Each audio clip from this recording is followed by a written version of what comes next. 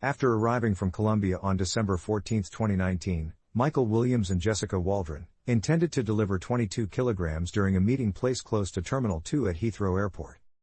Before the plane took off, Colombian officials intercepted the drugs, swapped them out for wooden blocks, and informed the UK's National Crime Agency. After being observed entering the restrooms with 2 bags and exiting without them after getting off their aircraft from Bogotá, the pair was subsequently detained.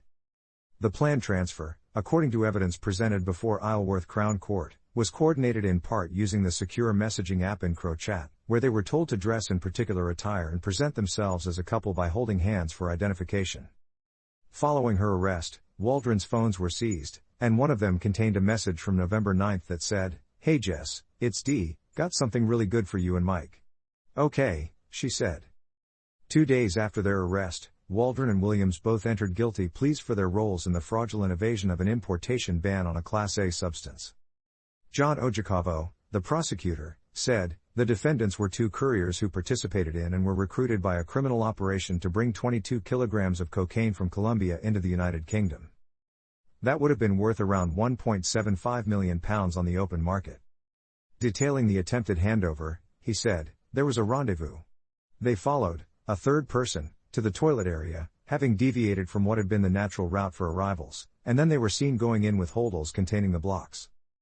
They came out without the holdalls.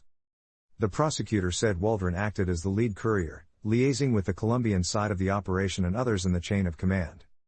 Jessica Waldron and Michael Williams had arrived in a prepared way wearing clothes they had been photographed in for identification purposes and held hands as if they were a couple, as they were instructed to do via an EncroChat message they received as they arrived, Mr. Ojukavo said.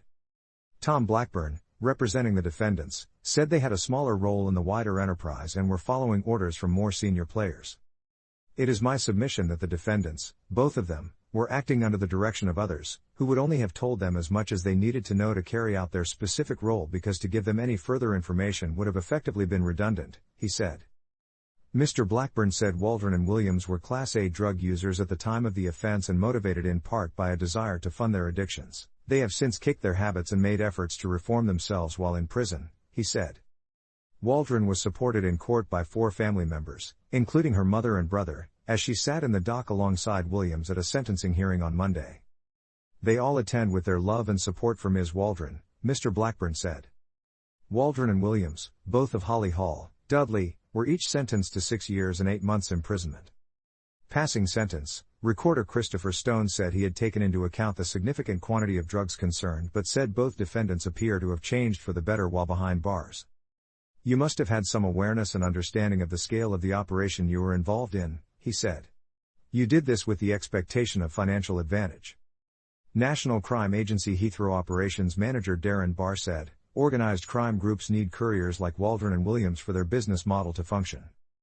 Their role is crucial in a chain that starts with the cartels that produce drugs in South America and ends with violent street gangs in UK towns and cities.